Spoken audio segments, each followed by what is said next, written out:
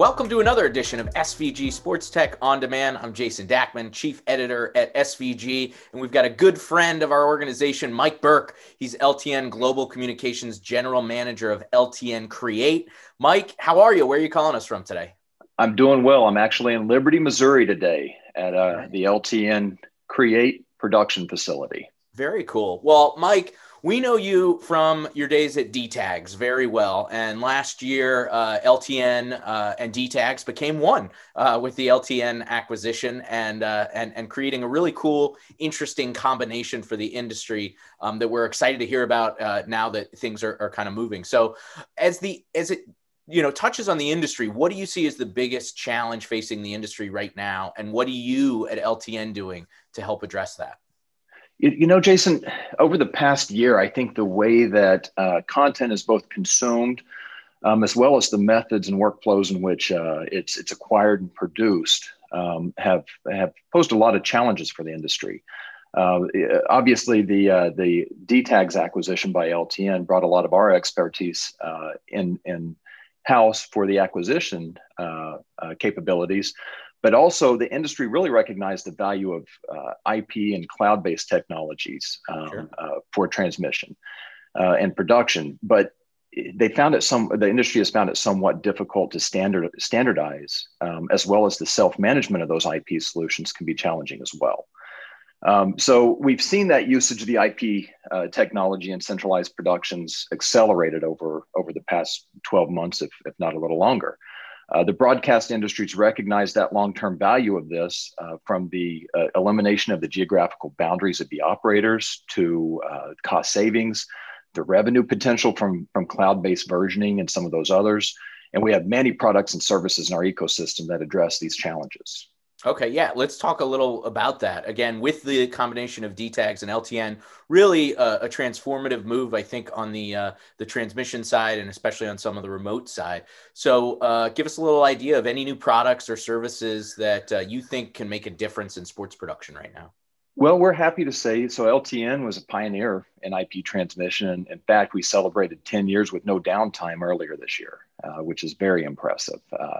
Many of the broadcasters and rights holders, as well as production companies, have made significant investments in IP encoders and decoders.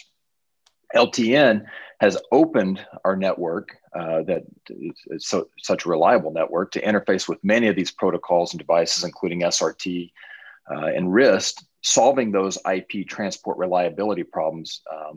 In addition to that, we've also implemented a frame-accurate MPTS, or multi-program transport stream, or multiplexing, into our IPTS workflows, or into our reliable network. So LTN's content acquisition and distribution capabilities are only the beginning. Now that we have the digital content on our network, reliable, low latency multicast, the cloud-based workflows are endless. Sure. I absolutely. And look, we're going to see that grow even more, I think, even after, the pandemic subsides and we get back to a little bit of sense of normalcy, hopefully. All the remote production and IP centric advancements that have been made over the last year, they're not going anywhere, right? They're not going away. We're not going back to sending 1 million people on site. So I'm curious, as we get into whatever this next stage is for our industry, how do you see the video production landscape evolving in the next, say, 12 months? Well, Jason, we've overcome, LTN also with our production services, we've overcome the centralized production, audio, video, and IP challenges ourselves. The innovative teams at LTN have taken that experience that we have and developed cloud-based workflows that enable common controls regardless of the technology. So our contribution to the production is being able to put LTN tools in the hands of the production folks that provide a common interface, or a common keyboard, if you will. Very cool. That's awesome. So it opens it up to the masses and that uniformity across the thing, so anybody can use it essentially. Absolutely. Very cool. Okay, great. Well, Mike, always a pleasure to chat with you. Just curious, anything else going on with LTN these days? Big projects or announcements that you guys have sent out there recently?